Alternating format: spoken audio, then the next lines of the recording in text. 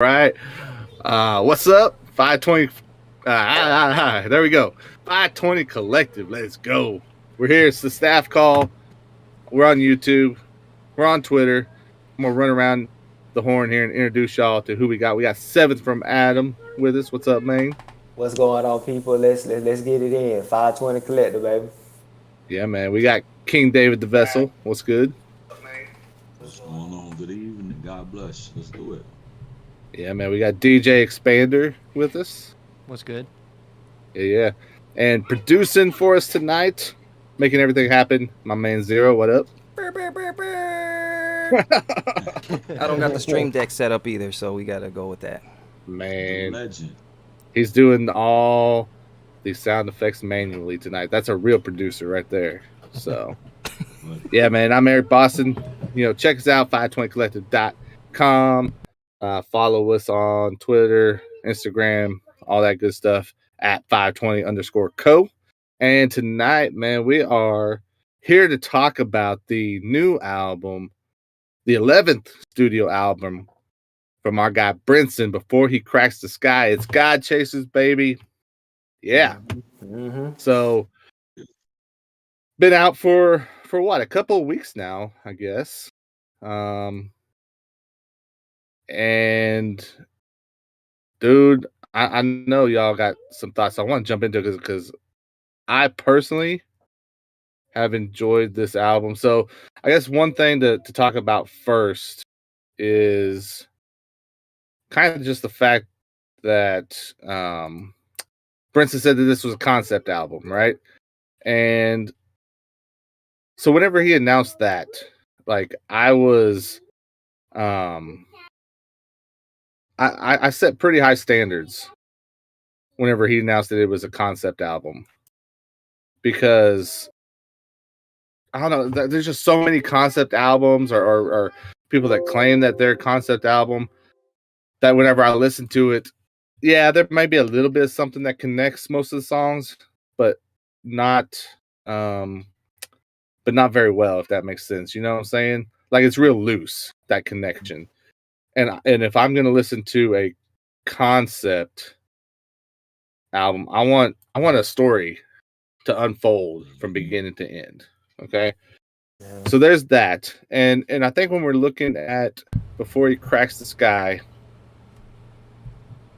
and someone feel free to jump in here on this, I feel like where the concept album part comes in is really starting with like track 4 on here. So that's the Attack on Titan freestyle.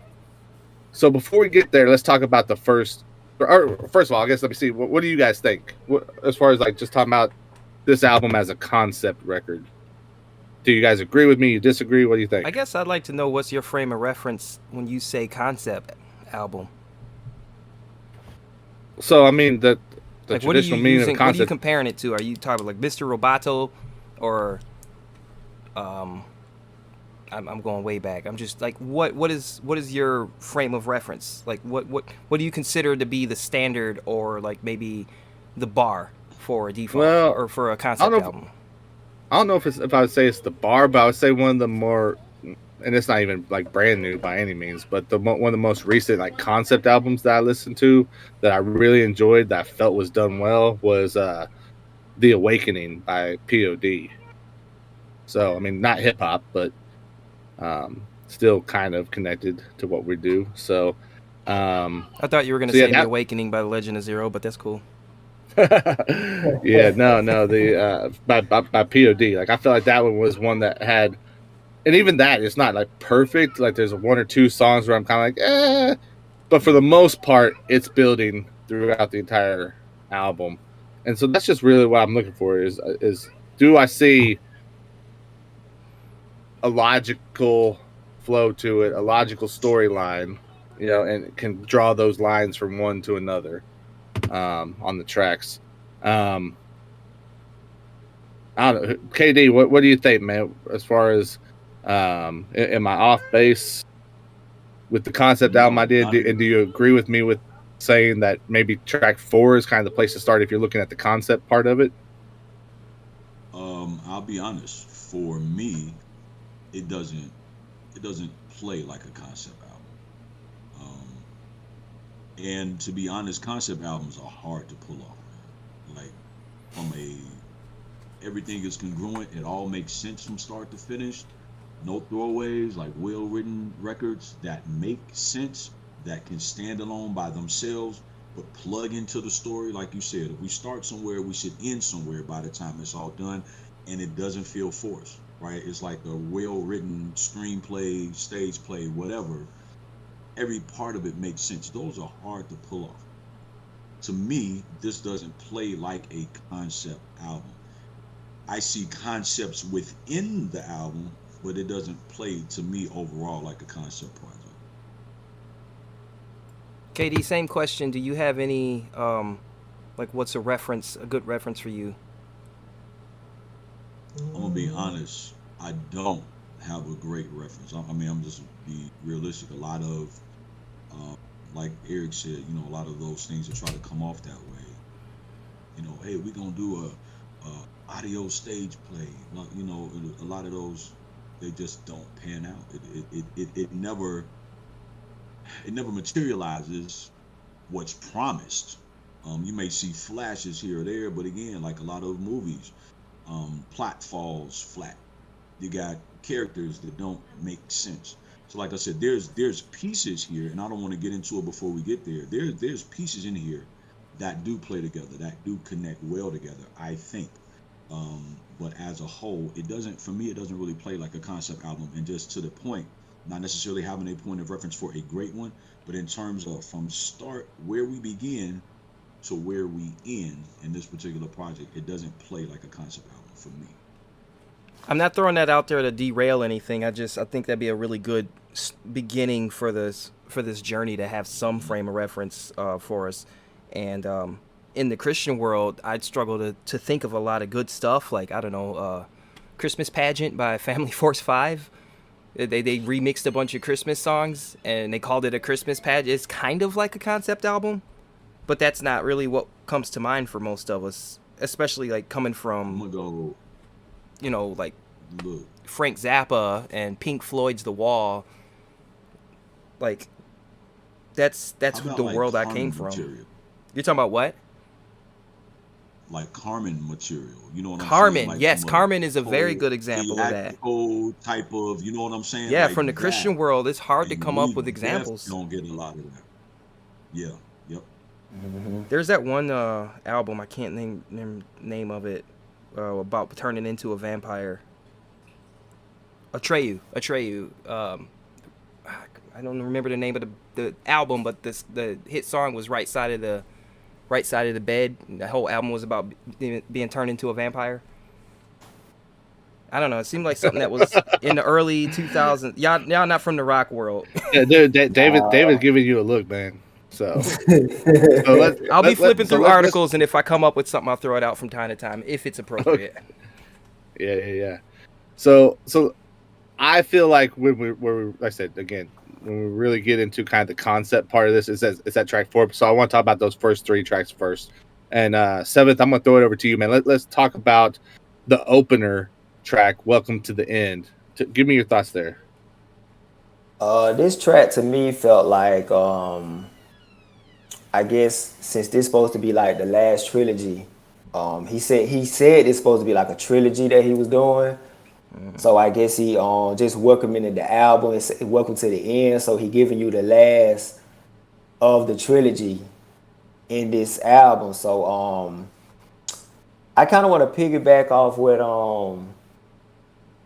KD was just saying, because I kind of looked at it the same way. I felt certain parts of this album I would say came together as far as like a concept.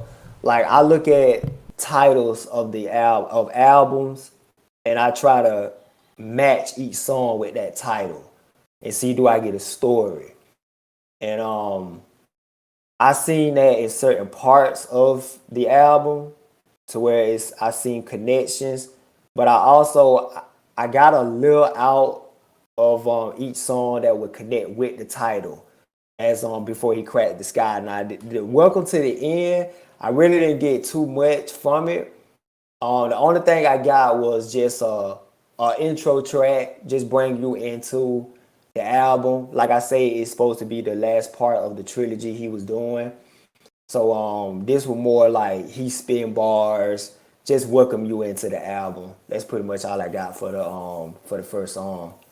Yeah, man, and I agree with you. It definitely feels like an opening track, an opening cut.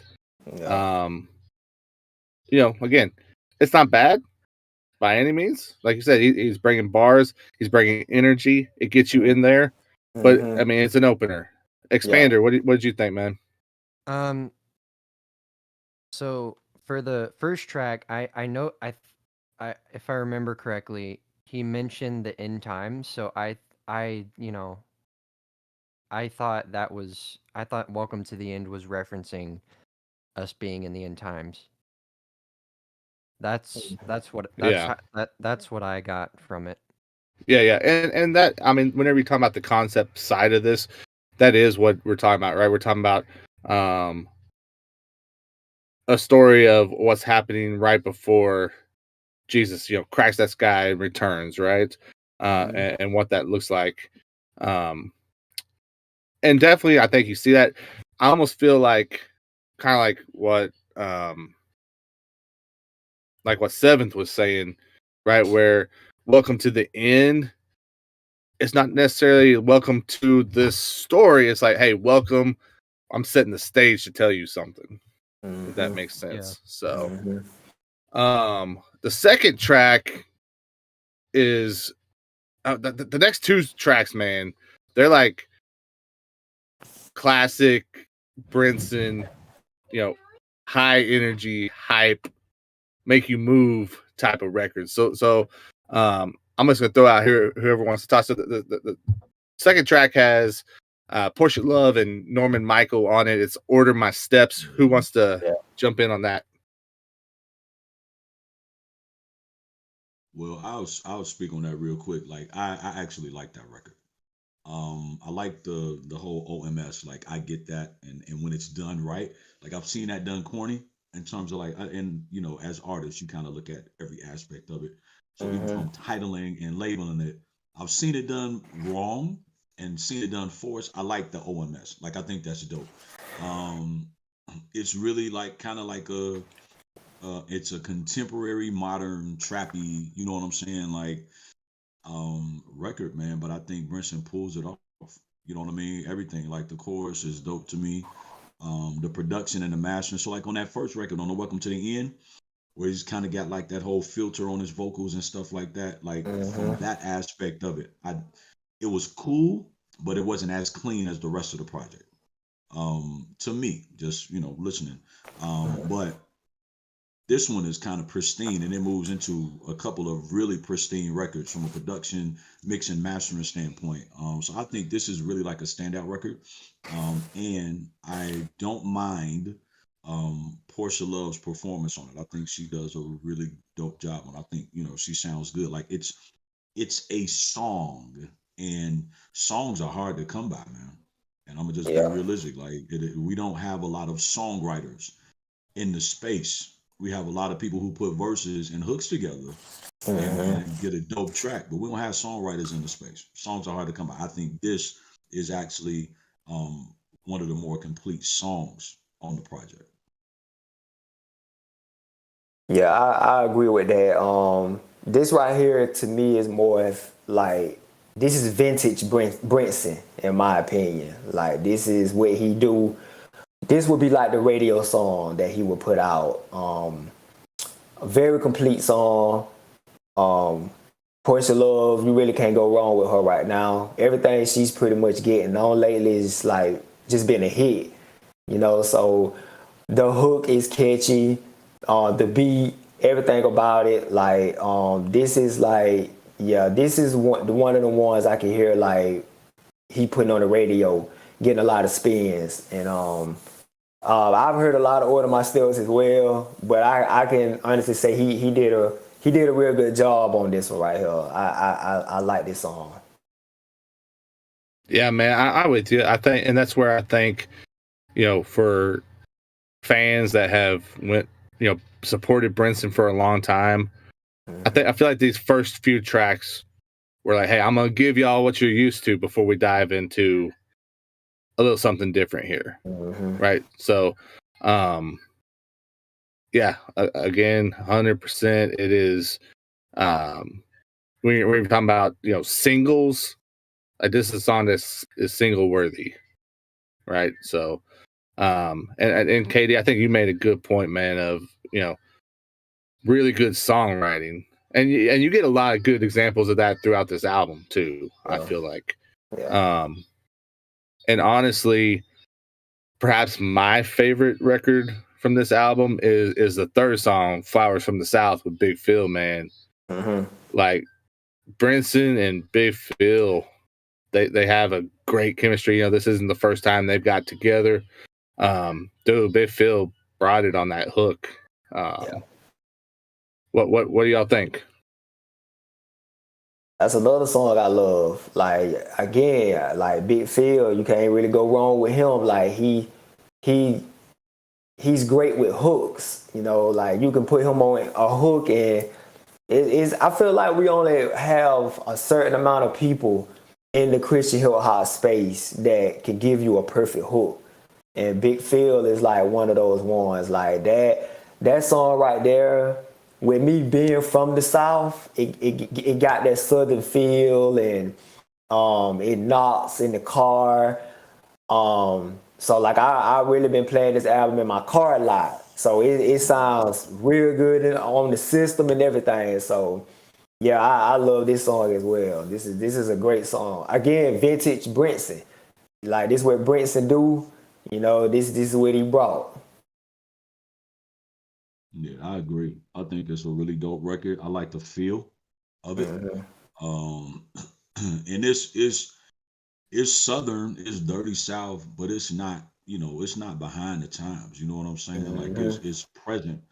The sound is present. Like it's just really well put together, man. And I think one thing that I will say about Brinson before we continue to kind of go into it is that Brinson does have he's got a level of versatility. That a lot of artists don't. There's certain things everybody can't pull off certain stuff. Yeah. Brinson is a little unique in his ability to be able to do what maybe some other artists can't in terms of stepping into other spaces, other sounds, other spheres, and being able to do stuff. So I think it's a dope record. Like the album, there's bars on that very first song, "Welcome to the End," but I believe that the album starts out strong. So once you get past that intro track, maybe it's not the best, but it does its job in terms of, okay, let's start listening to this project.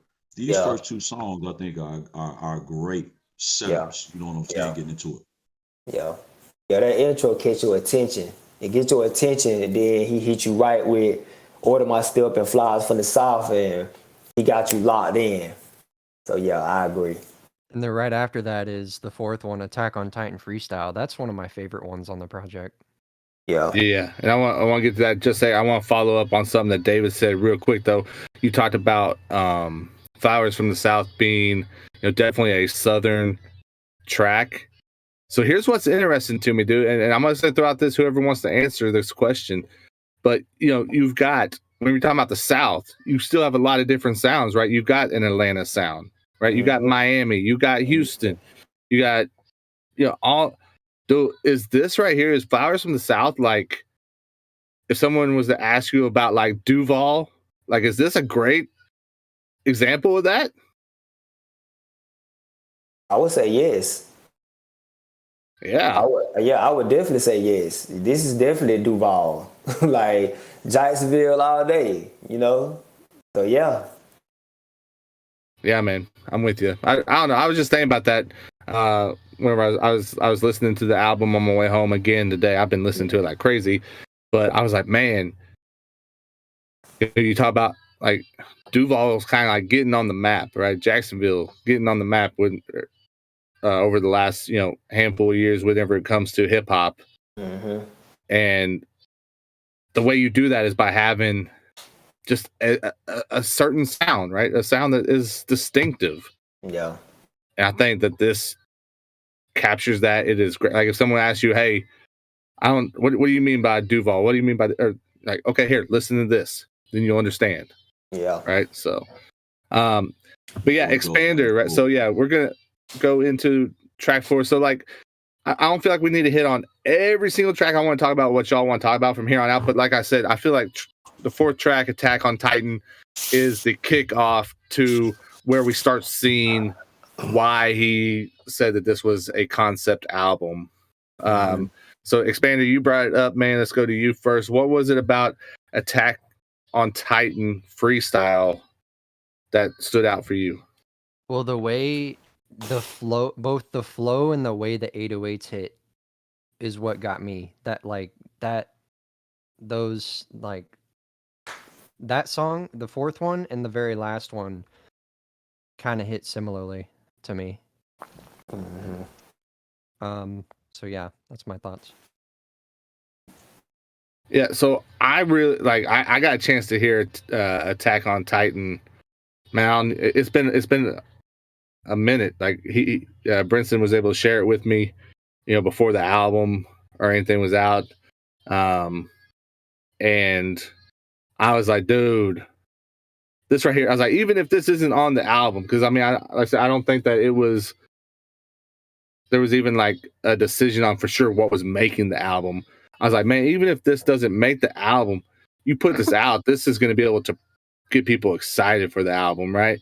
And the more I've listened to it, here's my thing with it too, is like, I could see this, like, imagine Brinson opening a show and just coming out and just spitting Attack on Titan, no beat, just acapella, and just going on it. Yeah, that'd be awesome. Like I could hear that and the anticipation that it would bring, like that's where I think, like I said, I think Flowers from the South may be my favorite record on here, but Attack on Titan is close with it because I start hearing other possibilities with it. Yeah. So yeah. 7th, what do you think, man? Because you talked about the bars he brought on Welcome to the End. Like I said, this almost feels like a second intro to me. Yeah, it is. I think I seen Brinson say something like, if you surprised that I'm spitting like this on the album, you ain't like, you really haven't been a fan or nothing. But what it is, his last couple of projects, Brinson wasn't spitting like this. So it's like he's bringing bars back on a couple of these tracks to kind of show you, like, I could still do this and do that or whatever, which I like because I kind of fell in love with the rapidy rap Brinson. That was the Brinson that I liked it. And it was like the Attack on Titan, like, yeah, like he would like spit like real, like just barred up, you know what I'm saying? So yeah, this is definitely like one of my favorites. Like I love lyrics and all that, so I was all caught up on this one. The beat had me caught like at first till I couldn't even pay attention to the lyrics. I was just so caught up on the beat. So then I had to like go back like a couple of more times and listen to it and just catch what he was saying. And yeah, he was like all the Attack on Titans, like, cause he's into comic books and all that. So the anime Attack on Titans and all that. So like all that play on words, you know what I'm saying? So yeah, I loved it. Yeah, man. And KD said it just a minute ago too, and you're hinting at it as well. Like Brinson, man, is one of the best guys as far as like in the Christian rap, faith-based hip hop, whatever space, in my opinion, he can do his thing on almost any track that you put in front of him. He can. Right? He's very versatile. He can change it up. He can play with those cadences, play with those deliveries, and do it well. And I think that is a big part of his longevity, right? So as stuff morphs and changes, he's able to just keep right on rolling with it. He's not stuck in one particular lane. But then, like you said, I mean, yeah, he makes good records overall. we might forget sometimes that this guy can spit. He can actually rap. I feel like he do it the best. You know what I'm saying? So like he can mix it up all type of ways. Like, and I feel like that's good because you can grab different audience of people that's into different things. So his audience it could be huge by doing that. So. Yeah, man. And so, like I said, I feel like this is where the concept really starts to take off. And so I want to talk about where I see this as a concept for just a minute and get your guys' thoughts. So, like we said, is there a obvious linear story that's happening? Maybe not. But the way I view it and where I'm understand and am okay with this being a concept album is that I feel like it's a concept in the way that, like, you talk about like the Marvel universe, right? Mm-hmm. Where there's all these different things that are happening at kind of the same time and in different parts, all under this one kind of umbrella, right? This one setting. And I think that's what we're seeing here as far as a concept, right? There's a lot of different stories happening. They may not be happening where they're interacting with each other, but they're happening in the same space, right? So, and I like how there's some clear dots from one song to another that you can connect that tells those specific stories that's happening, right? So, like, the next song is Leaving, that features Bree Cross. That's got a direct line to Left. So it's from Leaving, and it's the point of view of a woman in this relationship, and it draws a direct line to Left, where it's the realization of the man in the relationship after things have went down, right? Maybe we talk about those two as a pair. David, what did you think? Well, so honestly, I gained respect, and again, no disrespect to Brinson at all, but I gained respect for him as a storyteller. This particular project, and as a, just I guess having to say something about myself, just for context, as a mature artist and somebody who's not, man, everything got to be trappy, drippy, blah, blah, blah, et cetera, et cetera. You enjoy and you can appreciate when different subject matters get broached from a Bible perspective. You know what I'm saying? Like, it's just, we're not just obligated to talk about one thing. Like, the Bible talks about life. You know what I'm saying? And so it covers everything. Why can't we as artists touch on all of those things, regardless of what the story is, and then be able to offer Jesus as a solution, which he is to everything? I appreciate when, unfortunately, it's off the beaten path. It shouldn't be, but it is. I appreciate when artists go off the beaten path and start addressing real life issues, because that's one of the knocks, right? We only talk about certain things, and this is why a lot of guys don't want to be called Christian rappers. Why? Because, oh man, you sitting there with a Bible and you pulling your raps right out the Bible, man. You sitting there jotting down scriptures, and it's not about that, man. It's a lifestyle perspective and being able to pull on things either we've seen directly or indirectly. I appreciate those type of real stories because this is stuff that's happening. If I could tell you about how many guys in the faith who find themselves in this situation, it's realistic. You know what I'm saying? And so I appreciate the fact that he addressed it and that it's not one-sided. You're getting at least the two primary angles between the two main characters in that particular situation. You're getting it from the wife's side, you're getting it from the husband's side, and I think it's dope. I think another thing that I enjoyed about the album as a whole is that obviously this is a story about, end times and revelations. And it's not the first time we've heard artists tackle this topic, right? But I did really appreciate that Brinson was intentional about trying to deliver this story in a way that maybe we haven't heard ad nauseum, up until now. I don't know. Anyone else got anything they want to weigh in on Leaving and Left as a duo? Yeah, which it was one of those where he had the news stations play Yeah, that was on Left. That was Left, yeah. Yeah, I really liked that because that kind of put what he was saying in perspective. And so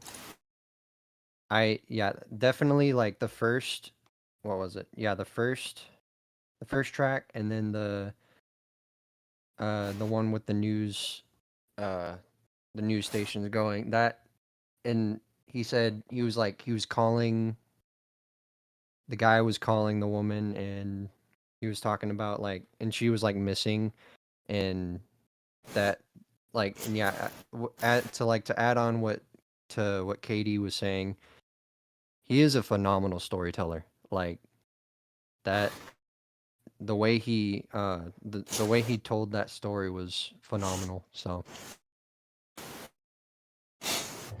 Yeah. Oh yeah. And dude, and like Left is like, I told this to Brinson. I said, man, I'm not saying that Left is my favorite track on the album. You guys have already heard me say that, but like one thing that I did say is Left is one of the most like emotion-filled tracks that I've heard, maybe period. Like, I mean, he was so like he was that dude that he was talking from at that point. So I mean, whenever you're and you're throwing stuff out there, like, man, I know it wasn't the drugs that made her disappear, right? In denial, trying to figure this stuff out as it's happening in real time. Yeah. Yeah, I feel like Bree has shined it a lot on Leaving too. Like, I like the fact that he like, from a woman perspective, like, let her shine and told it the story from her side. And I even like the fact how he did like Leaving, then he went to a whole nother song with Look How Far I Came, look how far, and then he went right back to the story, trying like to finish it. Like, I even like that phase, because a lot of time people, when they do those stories, it'd be like bite to bite. It'd be like the next song, or what I'm saying. I remember Trip Lee did that on his first album with The Good News. You know what I'm saying? So I liked it the way he did that. But Leaving and Left was great storytelling. Even coming up to the whole rapture thing, all that was just like great storytelling. So you brought up Look How Far. That is the track in between these two records. Seven, let me just ask you about just this one for a second. Like, what was your thoughts on How Far? So this has T-Strike on it, which, correct me if I'm wrong, but T-Strike was K Alico, right? Exactly. Yeah. So, okay. So what? Just give us your thought on this one before we move forward. This was actually one of my favorite songs on the album. Like, if I feel like they poked their heart out, especially T-Strike. Like, I feel like Brinson really kind of gave T-Strike the alley hoop for this track. Like, of course, he been through things. He actually had kind of walked away from the faith, and then he came back, and got baptized, trying to get back right with God. So this song like just fit him. You know what I'm saying? The hook. Like, I felt the emotion, everything he said in the song was just touched me, you know what I'm saying? So I never went through nothing like that, because I never walked away from the Most High, but I've had them moments where it's like, look how far, you know what I'm saying? Coming from a baby to up to being, from the milk to the meat, you know what I'm saying? So I feel like it was just a very emotional song, man. It hit my soul, and I feel like Brinson gave this track to T-Strike. Like, it was an alley hoop for him. Yeah, man. So good thing to be said though, yo. Yeah. Because a lot of artists don't know how to allow their guests to be themselves, man. To be themselves. Give them an opportunity to shine, and I think that's dope, man. I think that speaks to, I guess Brinson has like elder statesman status. You know what Yeah. I'm saying? And when you in that place, man, you realize you're not competing with anybody. It makes it easier. And then when you're doing stuff based on relationships, man, and just being able to interact with Brinson the little bit that I have, man, understand when he's genuine, man, and he's authentic. You know what I mean?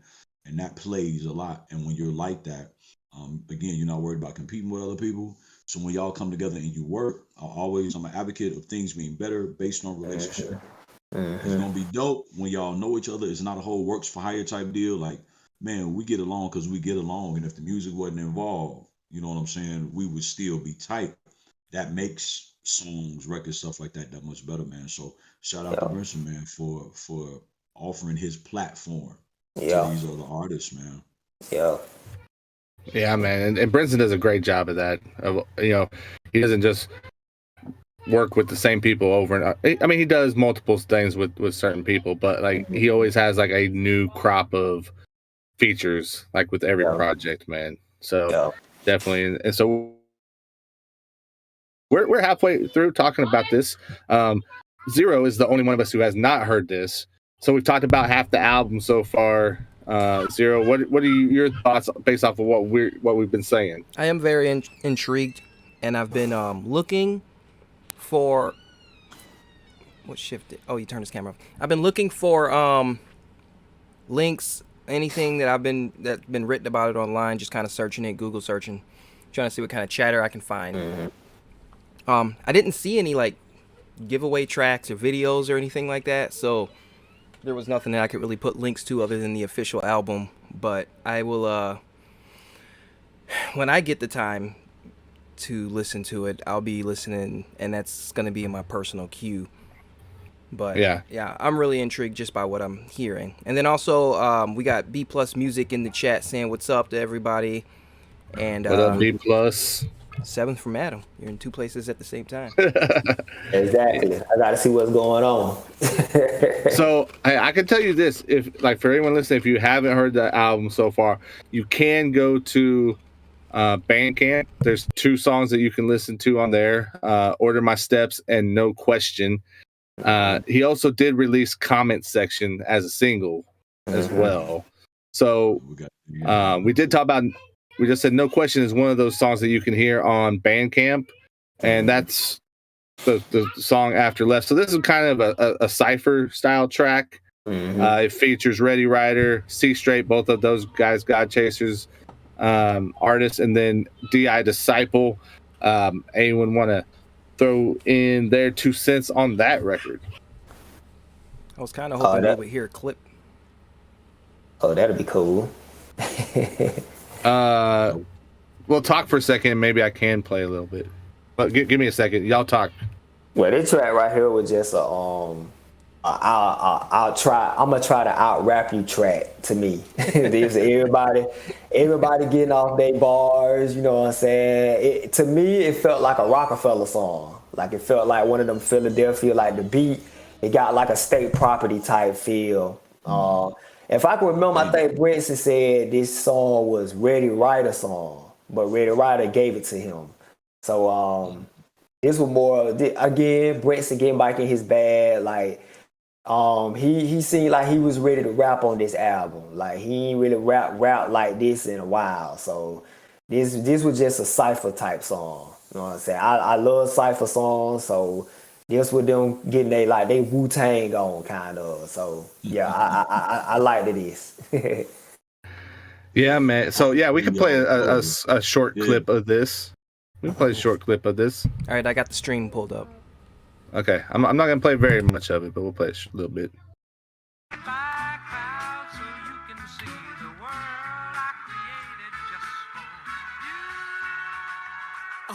One master, prime with a paradox factor, coalescing the minds with disaster, never lessen the lesson. They question the broader bastard, digesting the die that black is the eye. Suicide doors on the eyes of the traumatized. To capture many serving, they make it look good. Serena moves, chapters beforehand, hoping hand closed. Brother never healed, but the mark still soster. Contrast kind of Comcast all solder. Application when it is wrong, brother, you don't. Wish him on the skywalk, Nighthawk used to be a villain and know it wasn't religion or the ill. still shoot. It was all Christ in my light shine, so in line see so many scared in my lifetime, but I'm fine like a. All right, I don't want us to get like shut down. I was disappointed. I was genuinely disappointed when you hit that stop button. Right. Okay, Right? I can So- see what you said in the beginning about like when it hook you in, you hooked. You hooked. Yeah, man. So the following one, like we said, this was a single from the album Comment Section, and so this song is about someone's favorite Christian rapper, and they go and take a hard left, man, because they feel like they're not getting anywhere with Christian rap, and they can get a lot more clicks, a lot more people into what they're doing That never by happens. just wilding out a little bit. So That's really an interesting concept. I've never heard of that before. yeah, big Halo, man. So Halo, yo. Big Halo. David, what do you think? Actually, again, I think this is so you don't have to be bar heavy to tell a dope story. You know what I'm saying?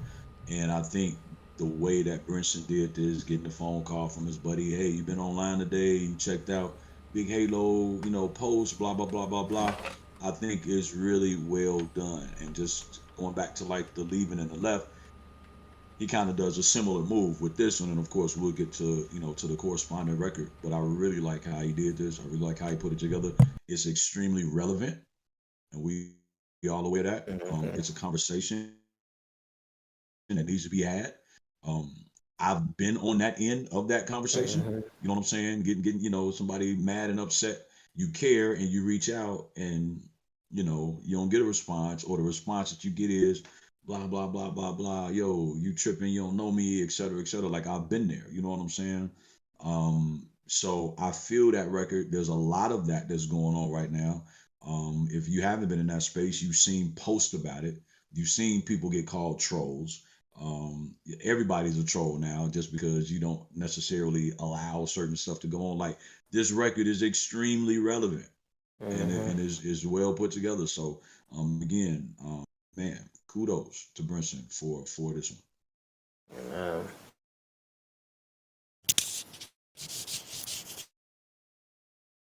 Expander, what did you think of this single? Let me ask you this. Comment Section is the single, or kind of the lead single from it. Do you think it was a good choice as a single? Let me ask you that. Yes, I definitely think it was a good choice. I think I really like the way he led into it with the phone call. What I found intriguing was, what was it? It was, he said, why do I get so many views and clicks and stuff while I'm not talking about Jesus, but then when I talk about Jesus, I get like little to nothing, and that made me think of the verse, how are you gonna gain the whole world but lose your soul in the process, that made me think about how the world is gonna hate Jesus and his followers, but even with that, we should be unashamed of the gospel and sharing it with people. That's what it made me think of. Yeah. Well, and it's also a very realistic commentary on just the support from within the body as well, a lot of the times, right? And so then you got this obvious line drawn to the song DMs and replies. And Seventh, I want to holler at you on this one, man, because again, you got a song in between the two that we'll come back to, but you draw that line between comment section follow up with DMs and replies, and DM and replies has Brinson's guy K9, and when you talk about storytelling, man, I know Brinson will say this, and it's hard to argue with him, man. Like K9 may be the best storyteller that Christian rap has. Period. He may not have the most intricate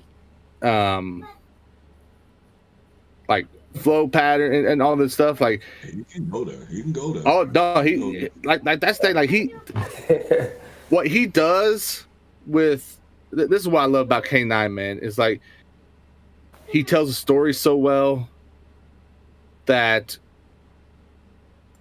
just the way he delivers it comes out just feeling very simple, right? It's like natural and conversational when he talks. Yeah, exactly. And like but it's intentional because he wants to make sure that people understand what it is he's trying to get across to them. Like he's not gonna let you leave a song wondering about like, okay, what did I miss? What was he really trying to say? Like, no, you know with K9. So 7th, what do you think with what Brinson and K9 did with DMs and replies? Man, I think it was good. It was interesting that he even got K9 to do, DMs and replies, cause in comment section, he's basically saying that this guy's like one of his favorite rappers, all that, one of his favorite Christian rappers. He looked up to him, stuff like that. And if you know Brinson, he's a huge fan of K9. So it's almost like if this was to happen to K9, I could see Brinson doing this same thing with him. You know what I'm saying? Going in his comment section and saying like, you remember you did this, and like you the reason why I'm doing this and I'm doing that. So I thought that was just cool that he got K9 to even do the DMs and replies, because it's like it was like real. It felt real. You know what I'm saying? And to me, K9 is like the best storyteller to me. It's between him and Charlene as far as storytelling. I feel like they did great. They did great together, man. Just the fact that, like, again, it was a song in between, just like before. They dropped the song in between. He come back with the reply. Of course, he had blocked Brinson, you know what I'm saying? And he just came back, he unblocked him and kind of explained what he was going through, where his mind was at, why he did this, and why, a lot of whys and all this type of stuff. And I think I'm really starting to see where the concept is coming in. The concept part of it. It's almost like the album is like a day in the life while you surfing online and getting information and stuff. Exactly. And that's what I got too. That's exactly what I got. And I've yet to see anyone do songs like this yet. And this is so relevant because you see it all the time. So it was a perfect story. Another great story that he put together. And you asked about him putting it out as a single, the comment section, I think if you put comment section out, he have to put out DMs and replies. If he don't put out DM and replies, then I wouldn't put out comment section. I think so maybe that's coming. It's too open-ended. Maybe that's coming. It gonna have to come. Like, I don't think he can just drop comment section as a single, then, you know what I'm saying, he just leave it like that. So he gonna have to come with DMs and replies. Yeah. So 7's telling Brinson, you got at least one more single to drop, man. Got one more drop. Yeah, man. So B Plus Music says K9 is a great storyteller. The way he tells you, the way he tells stories, you genuinely don't know what's about to happen next. And he right. Yeah. And here's why I feel this worked so well. I mean, obviously, just K9's ability in general, but like, I mean, he fully embraced this character of Big Halo, right? He became the guy that did this. But maybe the line that sticks out to me the most, and I'm not gonna probably say this word for word, but you guys know what I'm talking about. He basically they're talking about like when Brinson's character went to this Big Halo's concert and heard, Christian rap, and he got saved, and Big Halo prayed for him, and then Big Halo, goes through this stuff that he goes through. He comes back, he's like, "Yo, remember when I prayed for you? I need you to pray for me now." Dude, how many artists are out here feeling like that? Yeah. I need y'all praying for me and covering me, because it is like it's tempting, right? Yeah. I mean, I know I'm not an artist, That but was the response, though, yo. I would love if that was the response, though. Too often, it's comment section. It's all about to block this dude, and anytime that type of situation goes on, I'm always wondering, like, yo, where's your circle at? Where are the people around you that say that they love you and care about you and care about your walk with the Lord? Like, where are they at? Or have you shut them out as well? Are you in isolation right now? Like, those are always things that kind of run across my mind. Like, yo, what is going on? Because then when somebody you don't have a relationship with, and it's extremely difficult to do that, but they care enough about you to try to reach out and see about you, the first thing that you want to do is kind of shut that down. I'm like, yo, where are the people at who are supposed to have your back? Where's your accountability partners? Where's your, like, those things stick out to me. Because, like, if we, the community, man, listen, the community, you know what I mean? Like, we talk about this all day, and folks like, no, I can be an island.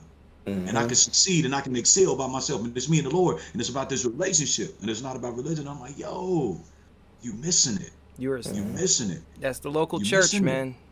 Yep. Man. That's the biggest conundrum that I've ever come across, is like these Christian musicians who don't have the church backing them. Because when they do have the church backing them, you see it. And then you have these guys that are isolated and they're islands, and they teach and pass these bad habits on to other artists. That's one of the biggest the roots of the problem. Yeah. I'm not finna get into an episode on this. It's true. One thing I was thinking that of. necessary conversation, yo. Go ahead, Xander. Oh, one thing I was thinking of when Katie was talking about that was over isolation. So like, I know for this goes for a lot of people, but for me, whenever I feel depressed, I know that over isolation is never good, because then it can lead to sin. And, you know, having those people around you to help you get through that, whatever it is, depression, anxiety, you know, whatever it is, having those people with you is very important. The analogy that I always see, and it still works, is you got that whole herd of gazelle, right? And they pack together, a zebra, you know, and they're all together, and the lion can't pick it out because he all he sees is stripes. He can't see which one. And then you got that one goofy gazelle that's off to the side doing his own thing. That's the one that always get ate.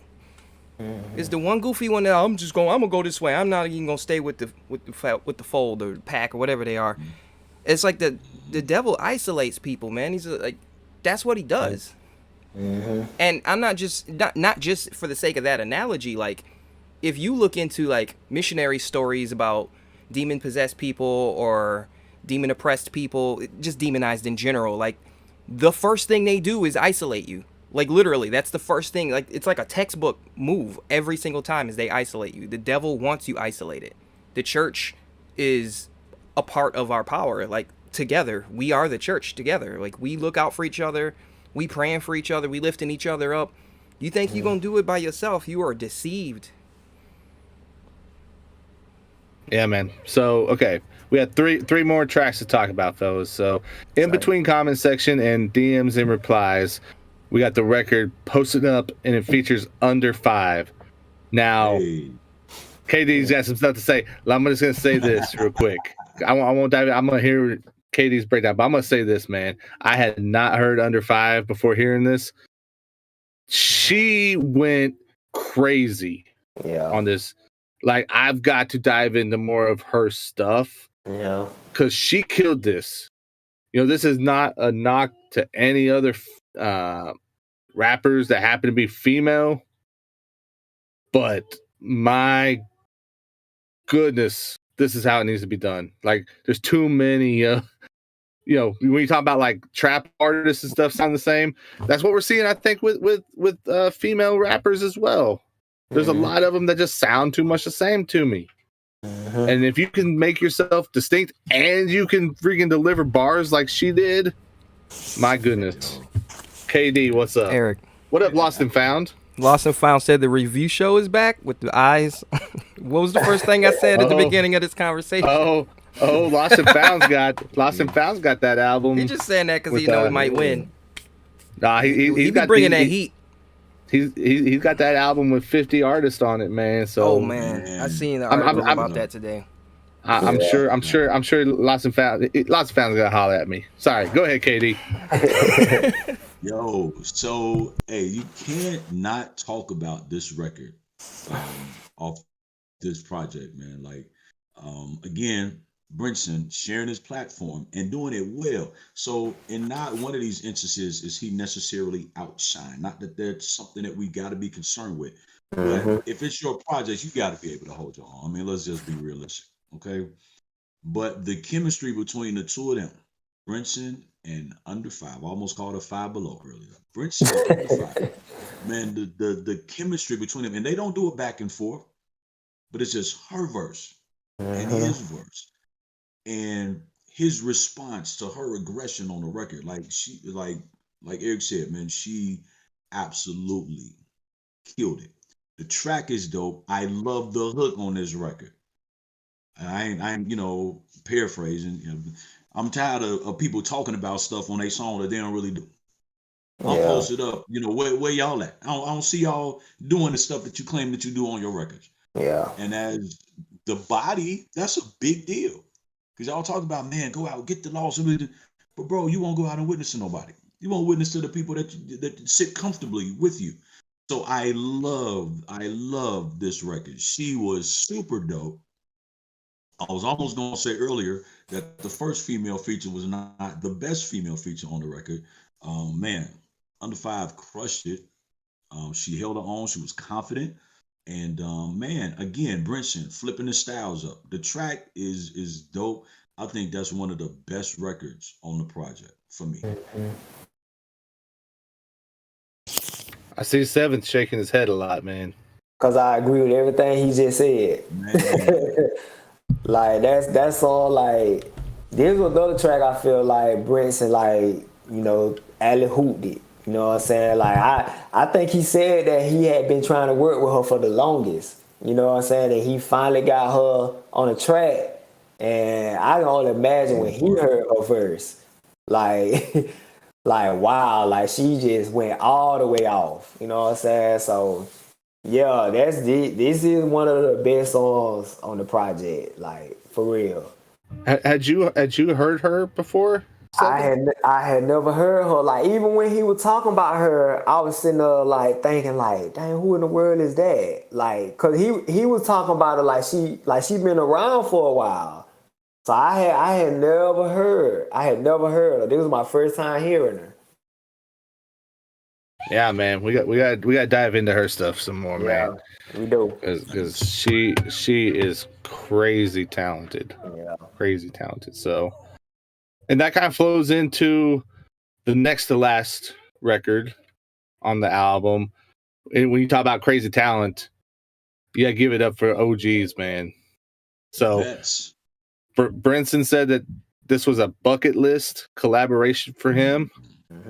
So you ain't saying nothing, right? With legends, Corey Red and Precise, and he brought T-Strike back to this one. Yeah. Seventh, man, let's go to you. Man, first of all, T-Strike killed that hook. Like he like he brought that hook, like that feeling, that vibe, I love that hook. I love that hook. I think this is the first track I've actually heard Corey Red and Precise rap over like this. Like it ain't your particular boom bap, New York East Coast type beat. You know what I'm saying? Like there was something different. And I can applaud them for that. You know what I'm saying? Cause I know when you see Corey Red and Precise, you expect it like boom bap, like, and I love boom bap. That's my favorite style of rap.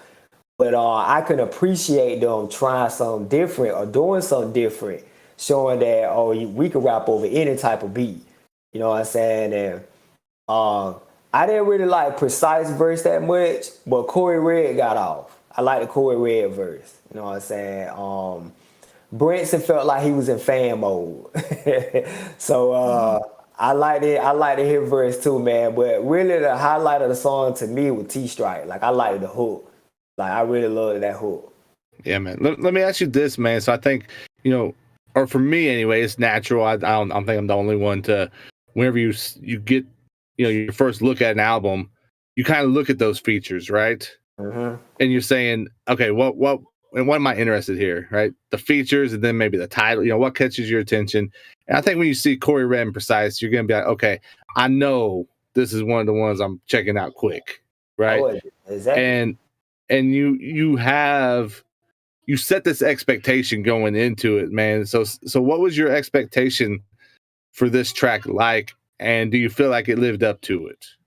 Well, at first my expectation for the track was real high, cause I saw the track listing and I see Corey Red and Precise. I'm automatic. Like I tell anybody, these two guys are like on my Mount Rushmore. So they like, if I see them, I'm expecting excellence. You know what I'm saying? So when I seen them, like, yeah, I expect the track to be up to par. But I think Brinson kind of took it down some when he was like, they didn't rap over a boom bap beat. Like they rapped over one of his style of beats, and they wanted to do that. So I was like, okay, I've never heard them, come on another style of beat. So I didn't know what to expect. So, and I'm kind of glad, because if I would have came in expecting like, oh, they finna come with some, some resistance, futile type stuff, then I would have been disappointed. You know what I'm saying? So I came in with it like fresh, like almost listening to it like they went on the song. Like if it was my first time hearing them. So I came in listening from that ear, and I could say I was very pleased. Like I say, I wasn't so much pleased with Precise Verse. I feel like Precise Verse could have been a little bit better. But I was very pleased with Corey Red. Like I like what he did on that. Yeah, man. So Expander, you're the youngest one of us here. Were you familiar with Corey Red and Precise? No. I gotta check their stuff out. I haven't heard of them yet. So what did you think of this record? I really liked the hook. The hook was amazing. I liked the verses as well, but I feel like the hook really stood out to me. One thing that came to mind after my first run through of the album was the mixing and not only was the message great, but the mixing and mastering of the entire project was phenomenal. Like, I feel like just all of the vocals blended in with all of the beats very well. And yeah, that's just the first thing that came to mind after I, finished listening to the album for the first time. That's one thing I wanted to add. Okay. Yeah. So KD, you're looking like you're about to drop something on us here, man. You stroking the chin, man. You got that professor look on you, man. What you got? Listen, I'm gonna be honest. I didn't really like the track. Oh, really like KD's bringing the usually Zero brings the I don't have the Metal Gear Solid sound effect that goes like when you get caught, but that's appropriate for right now. I honestly, like, it wasn't the best track, like production wise. It wasn't the best track on the record for me. But I do think Brinson held his own. Okay. And I think he offered like one of the dopest lines, and I think it was dope of him to say it, where he says, "I'll be busting at the gates of hell until we get Fanatic back." Like, I think that was that was dope. Yeah, that made my skin like I got a little something. Yeah, that was dope. Like stuff like that, I high five, bro, because I'm like, yo, we need people to be saying certain stuff, man. So that was kind of like I highlighted that for me. Corey Red, Precise, definitely throwback. Resistance is Futile. It's like classic. You know what I'm saying? Just it I liked aspects of it, but the track wasn't like the best for me. And I did listen in headphones. So let me say that. You teeter in between bring and dun dun dun. So I gotta get my so stream deck fixed. right. So Zero, are you a fan of Corey Red and Precise? I don't know them. No. Okay. All right. Interesting. Like I said, I'm more from the rock world.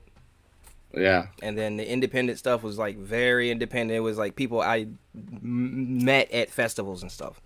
I didn't really have a wide berth for my hip hop samplings. So it would be interesting for, I mean, like, Expander or someone like Zero, where maybe this is their first taste of Corey Red and Precise, and it's like not traditional Corey Red and Precise, like Sevens was saying, man. Like, it's interesting because Brinson's, kind of maybe introducing them to an audience that's not as familiar with them. Yeah, and I feel bad because I consider myself a Christian hip hop enthusiast and I don't know about them, so I gotta check their stuff out.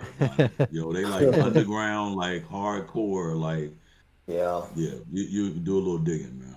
I feel bad because I just didn't listen like I was supposed to. My whole weekend got ruined. It's all right. So we got one more song, guys. We got one more song. So man, KD, let's start with you, man, and then I want to get over to the Seventh as well, because I know, man, Seventh's a big, he's a big Brinson fan, and I got another follow-up question for him too. But Take My Hand is the wrap up to this story. This Before He Cracks the Sky story. How do you feel about the way that it comes to a close? Honestly, if you told me, and so this is the part that I need to know, because both you look so. If you told me, like, yo, y'all mentioned this earlier, right? You mentioned a trilogy. So is this the last album in the trilogy, or is this the first album in the trilogy? Or is it the middle project? I need to know where he's at with this before I give a response. Can I give a guess? My guess would be it's the first. That's just my guess. You think he flipped it? Can y'all confirm? Did he announce a trilogy before he put all 3 projects out? Yeah. Not before he did it. He announced it. He announced it when he was putting this one out. He was like, "Now y'all know this supposed to be a trilogy, so this supposed to be like part 3." Oh my God! It's so much pressure. This is part 3. Yeah, as far as now, you got me thinking maybe he tricked us. Maybe he went from 3, 2, and 1. Now I got to go back and listen to Tomorrow We Live and Throw the Crown and try to connect everything. This is why I asked that question, and I'm glad we're here, because when y'all mentioned it earlier, I was like, this changes perspective for me a little bit. If you tell me that this is the last project in the trilogy, I don't like the ending. Because I think the ending speaks to their having or needing to be something else, something more, another follow-up. I get the song. I like the whole, again, story, witnessing aspect of it. Hey, before you check out, it's time to get right with the Lord. I get that aspect of it. But if you title your project Before He Cracks the Sky, I at least needed to end, and again, we alluded to this from the whole concept standpoint. I needed to end with, man, give me some trumpets and some rolling clouds, man, and horse neighing in the background, man, and troops, you know what I'm saying? Just like something grandiose and epic, because we're talking about the imminent return of our Lord and Savior. So to just kind of end it on man, my homie, get saved. They out here popping at him, you know what I'm saying? This cat's out here jealous, blah, blah, blah, blah, blah. And, he gets saved before he checks out. Like, I thought that was kind of inconclusive for the project as a whole. So please, somebody correct me if I'm wrong. Tell me how you felt about it. But I'm like, yo, if this is the end, then man, let's, get a good rapture record in or something. That's a fair that helps assessment. tie this whole thing together. You know what I'm saying? Because I think, and again, correct me if I'm wrong on this as well. If we talk about Before He Cracks the Sky and we kick the intro off, right? And then as we go throughout the project, there's a bunch of other things. There's a bunch of life happening, right? And so we know that there's a grand overarching thing. And just like in real life, there's other things that are going on. So if you tell me that, Jesus preparing to return, and this is the stuff that we're dealing with and we're facing while we await that, then I can get that and I can rock with that from a theme standpoint. So if there's something that I missed, let me know. But at the end, I got to have something that ties it all together, because again, if this is the end of the trilogy and we're supposed to arrive at a certain place, I would probably need this project to end on a different record. I'm gonna be thinking about that. And okay, I want to hear from Seven, because then we can start debating. And I'm gonna tell you this from me. Yeah, I talked to Brinson. I talked to him a couple of times this week, right? He didn't give me that insight as far as the trilogy is concerned. But now my wheels are turning. Seven, let's hear from you, man. Yeah, man. KD done kind of messed me up now. Cause he got a point though. I actually did think about that. Like after Take My Hand went off. Well, of course he got the 2 bonus songs, but I know Take My Hand is supposed to be the last song for the project. I do remember thinking like, this wasn't what I was expecting. You know what I'm saying? Like, I like the song. I like the concept of the song. He, making fun of his friend and the guy he used to know now, he's serving the Lord, and then I think something happened to him and he grabbed his hand and told him to repeat. Like, I like the whole concept of the song, but for that to be the last song of the project, I did think about that. But I didn't go into a whole deep thought. Like, now I'm wondering, did he mix up? Because, I do remember him saying it's supposed to be a trilogy. But I don't know, like, now I need to go back and listen to Tomorrow We Live. Well, Throw the Crown. Well, and so now we're going off script right now, man. We're going off script. Not that we had a script, but we're going. So Brinson might hit me up and be like, "Bro, y'all were wild with what you're saying here." But think about wasn't supposed to be an eschatology conversation. Think about this for a second, Seventh man. So we take My Hand and its message, roll that back in reverse to Throw the Crown. And it starts off with Faith in the Sky, right? It does. Think about that first. Does that make sense as a continuation of this story and he just did it in a different order? But see, that's what I'm saying. See, I didn't catch that at first. See, that could be possible. That's how you know you reach legendary status, when people start making conspiracy theories about your work.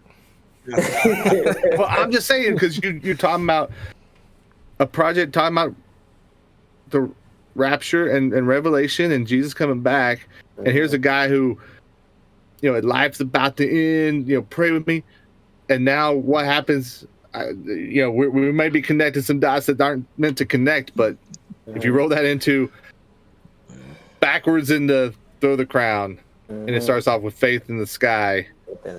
Now, hey, here comes my faith coming to me. Okay. Man, I don't know, dude. Interesting. I don't know. Interesting. I know Brinson wants to know, man. And Seventh, you're our guy for this, because I've kind of given him my thoughts one-on-one.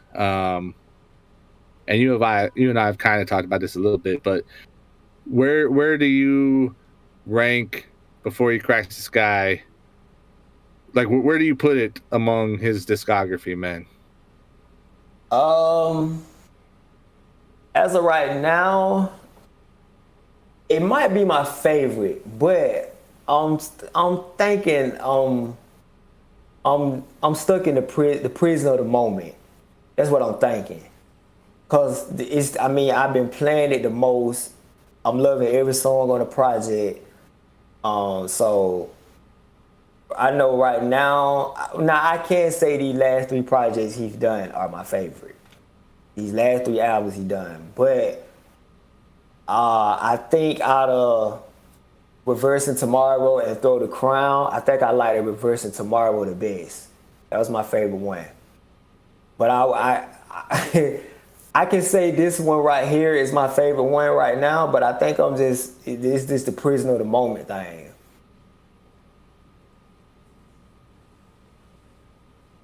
I'm clipping Yeah, this. man. I told him I think Thorns is still my favorite of Brinson's albums. But I'm with you, man. Before He Cracks the Sky, it is up there. I'm kind of torn between it and Throw the Crown. Mm-hmm. Like on which one I would put above the other.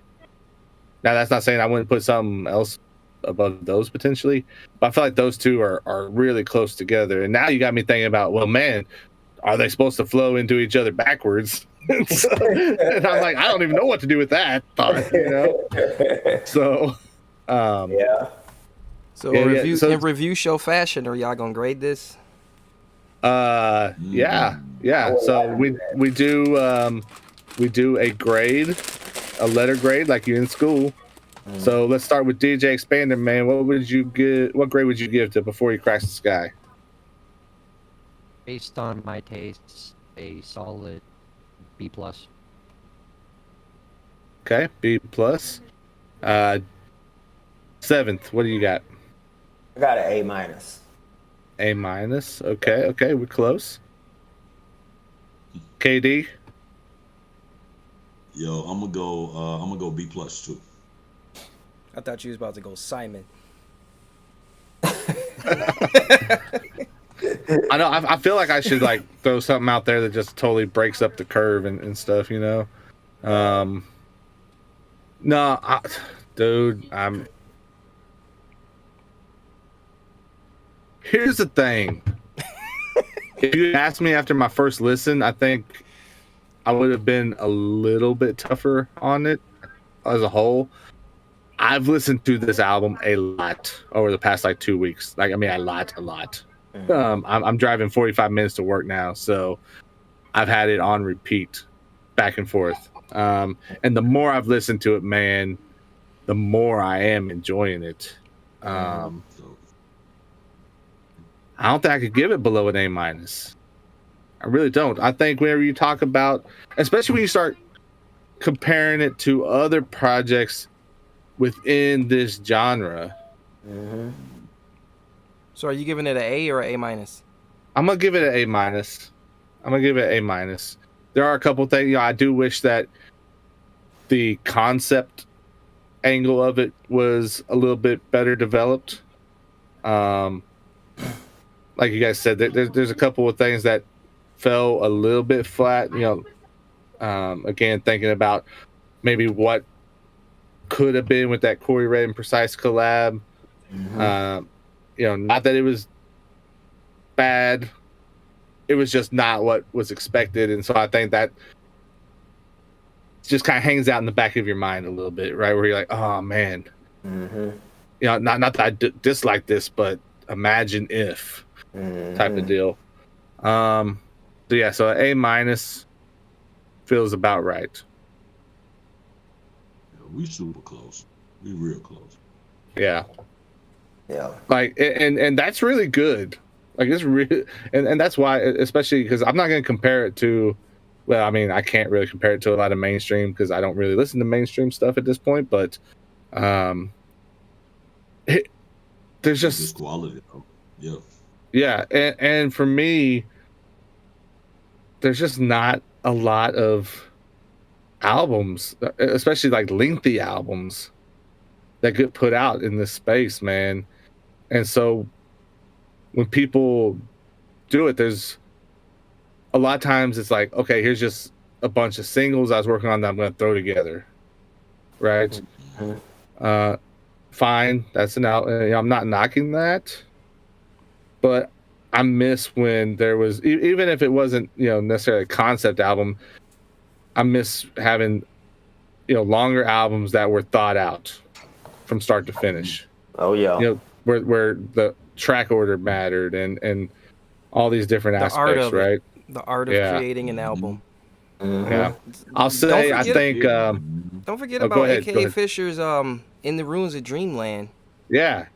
That's No, that's in that level.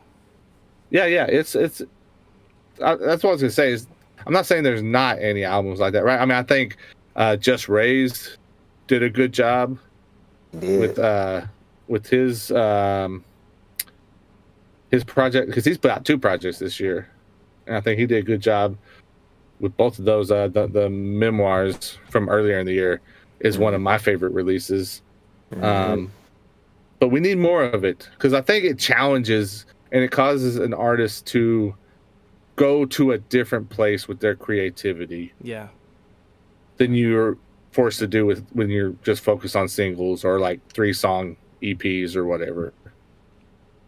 So it unlocks a different level. You gotta go to a different place of relationship, man. Like, that's, you talking about something else, man. And again, not to veer off and get too deep, man, but you can't pour out what you don't have. You know what I'm saying? So if you're talking about putting together lengthy projects and putting thought and sincerity and consideration and being able to be led into putting a body of work together, that's a different place.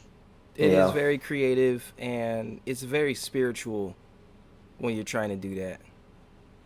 Like, there was a track, or there was an album that I put together that was like almost never released, because when you're just, I'm just gonna write about whatever, it's not the same. Especially if God's not leading you, or if you're not drawing from what God is taking you through. I don't even know how some of these other, demons, I guess, like, I don't know how they do it. Ding, ding, ding. Y'all are making me think of the Ty Brazel's Destined for Greatness album. It's got that numerical significance. It's got the the biblical references sprinkled out all through it. Like, yeah. Or even like Trip Lee, what you said, what was the one before 2020? Oh, dang, what was it called? If They Only Knew. Yeah, If They Only Knew, and then The Truth, the thesis. Well, the one where he's in Kaiser, the thesis. I keep bringing that album up. You said Open Book. Yeah, Open Book. Is that what it's called? Well, he had one called Open Book. Yeah. Yeah, like those albums, they were like really well thought out. Everything was like very consistent. And like, I really miss that age, man. And that was like the standard back in the day. It was. Hey, Flames couple first albums. I feel like we're about to blow Zero's mind here. Like, now we're just sorry, Brinson. We're talking about other stuff now. We talked about your project for a long time. Now we're talking about other stuff. Yeah. Let's see. So don't ruin this, because I want to watch Zero right here. So Zero, I know you like The Truth. Yeah. Did you see The Truth on Trackstars? Did you hear his announcement? No. Dude, the Truth is no longer The Truth. Uh-oh. He's going by his given. He's going by his given name, Emmanuel, and he's got a new project coming. Oh wow! But it's not The Truth anymore. It's Emmanuel. Yeah. Dude, how should I feel about that? I don't. I'm scared. I was like, after that many years of being The Truth, man, that's a hard thing to rebrand. It could be a good thing. It's because going back to the conversation we were having before we started streaming. We need more grown man rap. We need more grown man rap that's gonna set the tone and set the image for what a man is and what a grown man is. And I think he could do it. I mean, you look at some older guys that they got this like still in the game vibe going on. Jay-Z, Eminem is just locked in his garage all the time, just mad for no reason. Like, that's not a grown man. You got the new guy, Toby. I think he's a fair image, but he's a little too hood for my taste, even though it's like some of the hypest videos I think I've seen in a long time. So I want to see what The Truth is going to bring on that vibe. That's honestly what I'm expecting. Like, even when he's in people's songs, he's like Big Brother, or he plays that role. So if he don't pull something crazy, then I'm looking forward to. Like, my heart's beating a little bit. You need to go back and watch that Trackstar's replay, man, because they played a snippet of one of the songs, and I think that you're gonna get what you're hoping for. Good. There. So you know who else does some grown man music, and that's King David the Vessel. just dropped a new video, so go check that out. It's gonna be up on our YouTube channel soon, this weekend, as a matter of fact, and a new album coming, right, KD? Yep, coming. Talk soon, about it. Very soon. Very, very soon. Practicing Forever, and it's not a concept album. Even though technically it should be or could be. There will be a follow-up though. I don't have a trilogy in mind, but I want to let you know that there will be more in this line of thinking. It really is just the goal is to kind of get us refocused as a body on a practical level. So it's taking some of the deeper things of God, making them practical so that we can remember to apply them. We're supposed to be practicing what we expect to do when all of this is said and done. And unfortunately, we don't take that mindset with us on a daily basis. So practicing forever, dropping like super soon. Like real soon. Yeah, man. Again, check us out at FiveTwentyCollective.com. We have been nominated, our podcast has, for a Kingdom Choice Awards for the radio show / podcast category. So we'll see what happens come October. But shout out to Kingdom Time Entertainment and the KCAs for including us in that. It's going to be an awesome show, guys, coming up in October 1st, I believe. The Truth is going to perform. They just announced their performance. Yeah, but they got him listed as The Truth. But you're right. Name. You're right. But here, hey, you're going to get performances from Emmanuel / The Truth and Ambassador at the Kingdom Choice Awards. Oh, it's going to be so lit. Okay.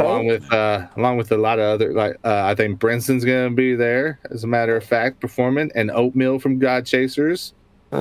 And International Show. Man, I can't even remember the whole list of them. You remember more of them, Seventh? Nah, I don't. I didn't even know all of them were performing. Yeah. They just dropped it. So Cool. I think we should so do a watch party. Dude, hey, we could. Yeah. We could, because I'm assuming. I'll hit Marcus up. I mean, I'm assuming that they're going to be streaming. They streamed it last year. So we could. I gotta get a website for that. You got Everyone, we'll make up some bingo cards calendar. or something. Everyone put in their calendar for October 1st. Yeah. I believe it's a Saturday, if I'm not mistaken. So. All right. So guys, I'm ready to cut the stream if you are. Yeah. Hey, real quick. Let's just go around the horn. Everyone, let people know where they can follow you. Starting with Zero. Go. TheZeroHour.com. That's my everything. Everything's right there, I guess, except for my music. Webmaster Josh, we need to talk about getting my music on TheZeroHour.com. We just forgot about it. But yeah, that's it. All right, Expander. At DJ Expander 116 on Twitter and Instagram. That's where you can find me. Cool. KD. YieldedMusic.com. YieldedMusic.com. You can grab all my socials from there. Appreciate y'all. At Seventh. Yeah, you can follow me on Twitter at 7for Adam, and you can subscribe to my YouTube channel at 7for Adam. And you might start seeing Seventh pop up on the 520 Twitter feed as well at 520_co. Maybe, right, Seventh? Oh yeah, you gonna see me popping up every now and then. Yeah. And guys, you can follow me on Twitter as well, Eric Boston 3. And yeah, man, this has been our response to Brinson. Before you got Sky, go check it out now. Bandcamp, GodChaserz.com. Seven's holding it up. Look at that nice artwork. Turn it around, man. Show them that. Dude, look at that track list. Look, whoever put that track list together did a fantastic job. I'm saying whoever did that back cover art did a fantastic job of it. He must be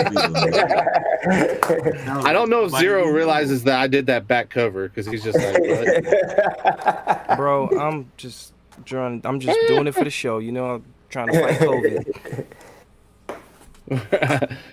Yeah, Zero's got to go get over COVID, so we'll get out of here.